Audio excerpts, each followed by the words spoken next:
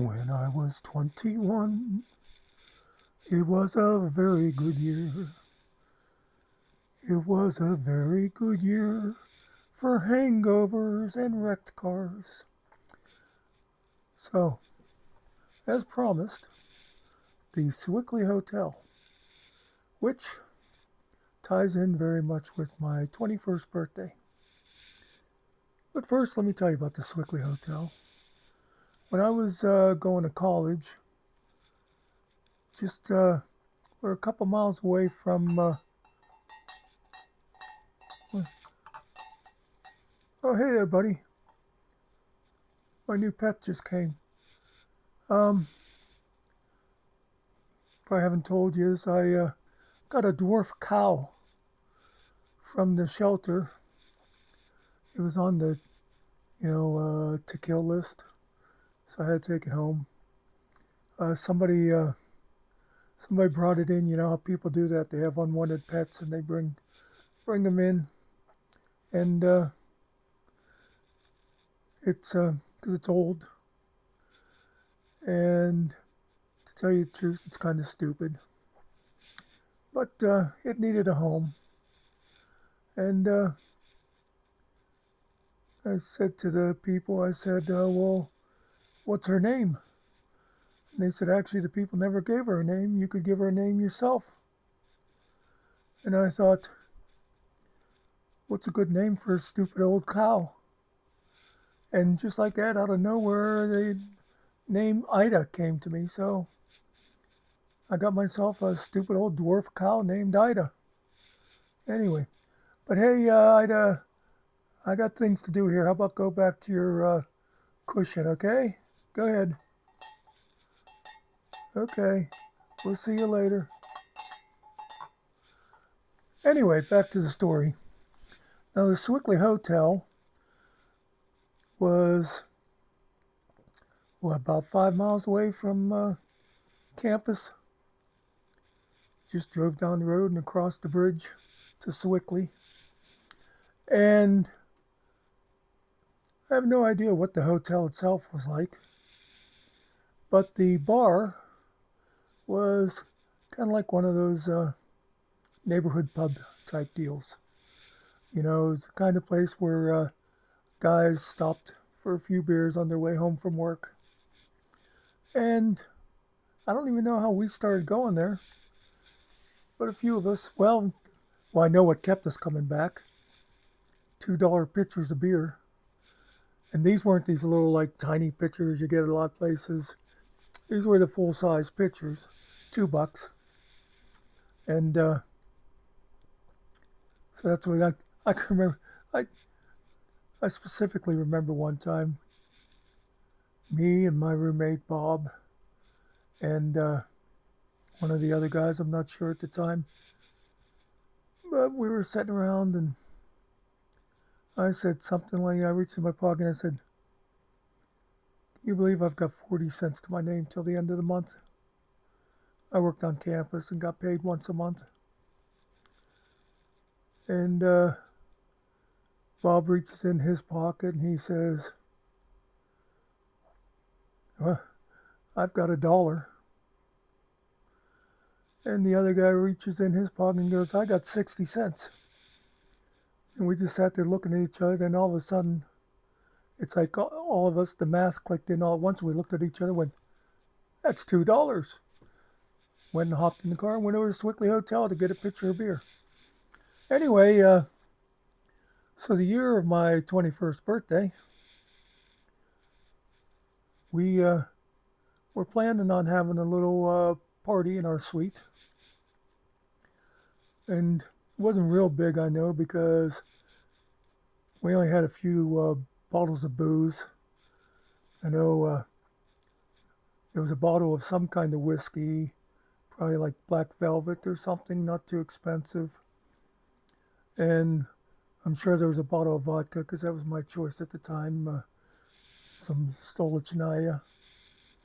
And I remember we had a bottle of peppermint schnapps. By the way, does anybody know what exactly schnapps is made out of?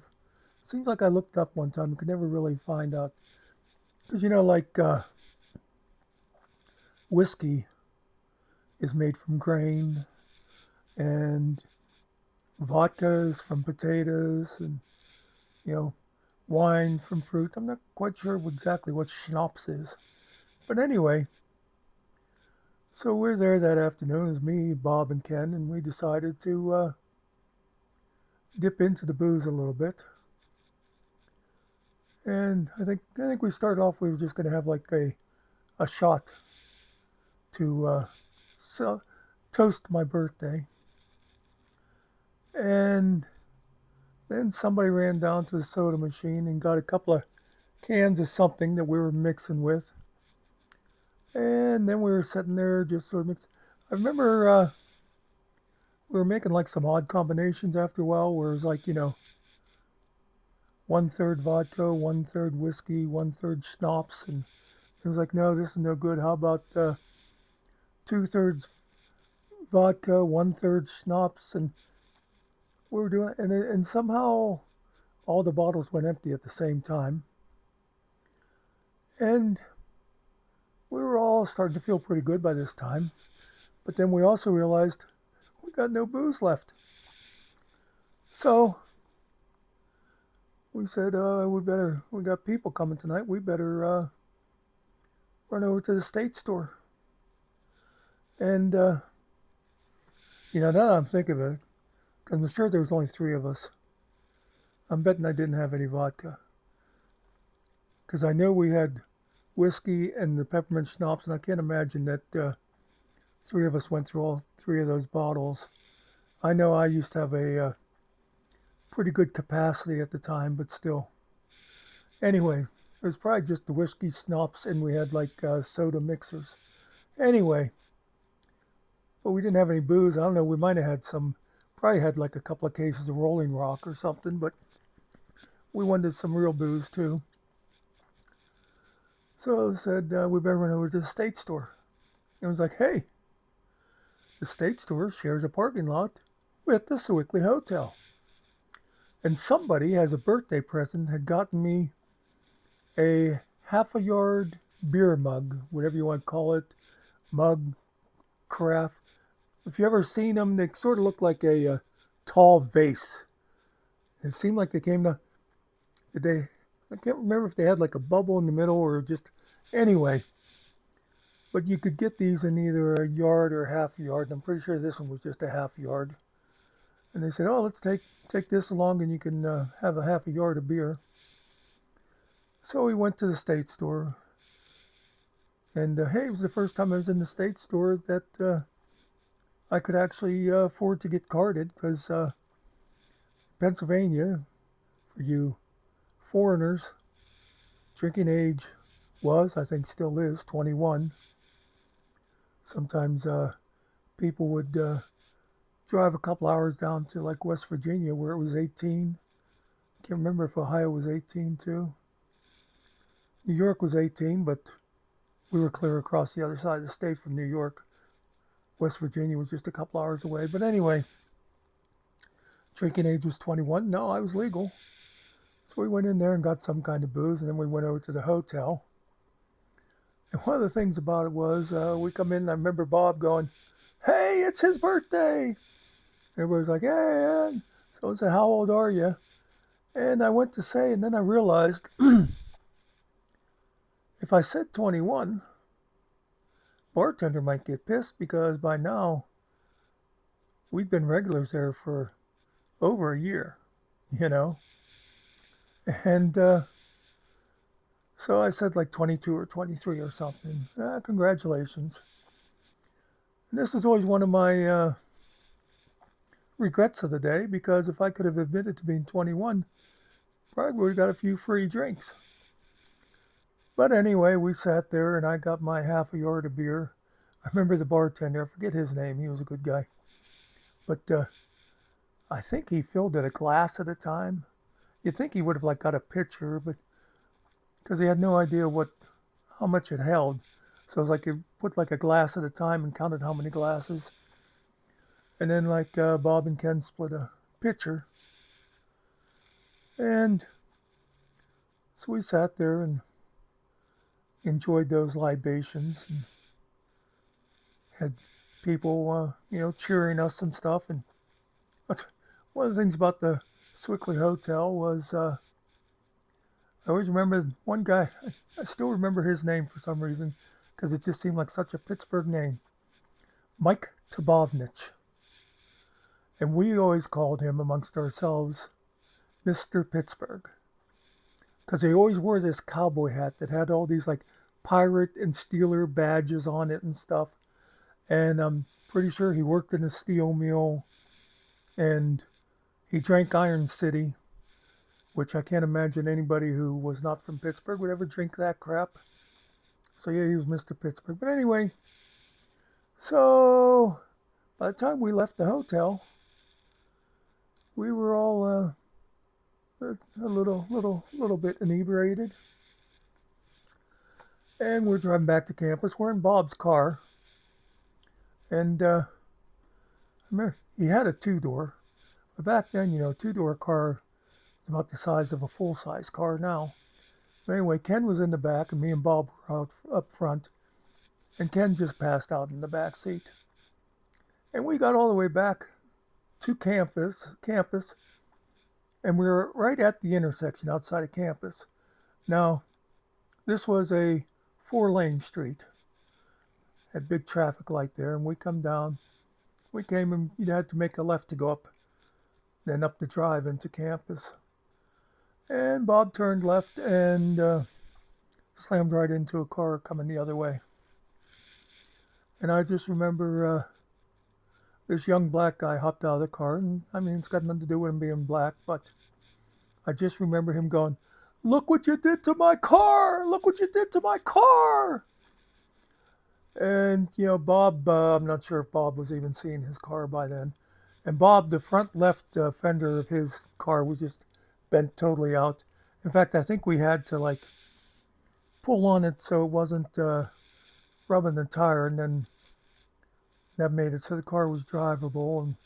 But anyway, the police came, and I remember that the cop was like talking to Bob and not getting a whole lot of sense out of him. And then he turned to me, because I was out of the car also. Ken was still passed out in the back. And he asked me about it, and I was doing one of those things, when people think they're pretending to be sober. And I was like, "Well, you see, officer, we were traveling north, and this fellow was traveling south. And we went to make the left turn up into campus, and we collided." So anyway, this will just show you how things have changed. If this would happen today, Bob would have probably left in handcuffs. And the cop said to me, he says, "Do you think you can manage to drive the rest of the way back to campus?" Which was just like, oh, I don't know. The driveway was probably less than a quarter mile long, up this hill, and then that's where the parking lot was. And I said, "Oh, yes, I can do that." Of course, he got all the information. Of course, it was Bob was at fault. His insurance was going to have to pay for everything. But so then we went back to campus, and the party got canceled because we were all too drunk to party anymore anyhow. And Bob's car was wrecked, and Ken was dead. That's what we found out anyhow. Got back, and I guess somebody was, never even noticed them, but a carload of girls went by and saw us there, and someone saw Ken in the back seat, and he's all passed out, and they thought he was dead. And we get back to campus, and after a while, people said, "Oh, it's all over campus that Ken got killed." And afterwards, I always thought, how ironic it was that my 21st birthday, which is a big deal in a guy's life, when he could finally drink legally after, 5 or more years of doing it otherwise. And there I was. My party was canceled. Bob wrecked his car. Ken was the one that was killed. I didn't get my free drinks to celebrate my 21st birthday at the bar. So it was kind of all a big bust for me. Anyway, that's the Sewickly Hotel, and that's my 21st birthday. I remember something else about the hotel. Well, I'll tell you, getting a little long here, but one memory I have, I always remember being there the one day and went over to put some money in the jukebox. And this old drunk guy came up as I was there, and he's going, "Show me the way home. Show me the way home." And I thought, "Buddy, I have no idea where the hell you live." And afterwards, I realized he wanted me to play some kind of song for him. I'm guessing maybe it was that one from Jaws where they're singing, "Show me the way to go home. I'm tired and I want to go to bed. I had a little drink about an hour ago and it went straight to my head." But anyway, at the time I thought, how do I know the way home for you? And another thing I remember from the hotel, I can remember some of the guys in there playing this game. And I think it was Italian, where they'd throw fingers down. It's kind of like playing, God, I can't think of it. What is it when rock, paper, scissors? Because it's sort of the same thing. It was like 1, 2, 3. And they'd call out, I guess, what number I think it was like, that would add up. Like if one guy threw a 2 and the other guy threw a 3, that'd be a 5, except it was like in Italian, I think, because I can remember them going boom, boom, boom, and be like, "Say," which I think was like 6 or something. Anyway, if anybody knows that game, tell me what exactly that was going on there. Only other thing I remember too is the bartender, which, like I say, he was like a perfect bartender. He was just what you think of as a bartender. And his name even might have been Joe, the cliche Joe the bartender. But he had this sign back on the back bar that was W Y B M D I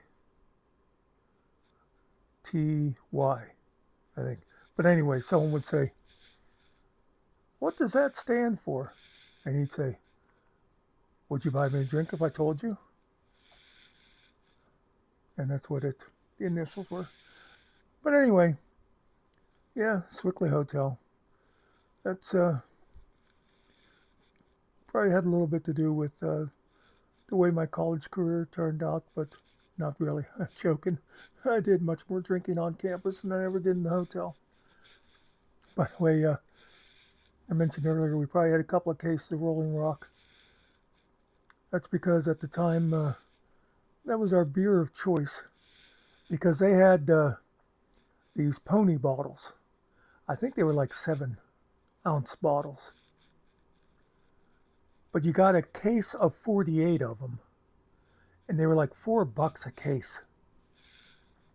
And I remember the one summer, that one bunch of guys I lived with, the suite we were in,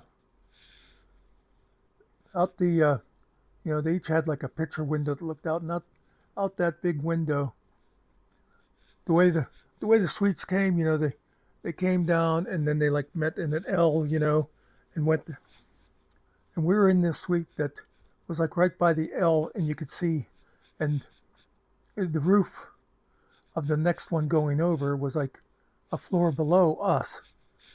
And we got to throw in the empty beer bottles out the window out onto that roof. And a friend of mine was working on campus after the summer break, in between summer and fall starting. And he said he went by when the maintenance guys, they were up there cleaning that roof off, and they were just cussing us out because they were filling garbage bags full of those little bony bottles of Rolling Rock. But anyway, now I've gotten way too long. Uh,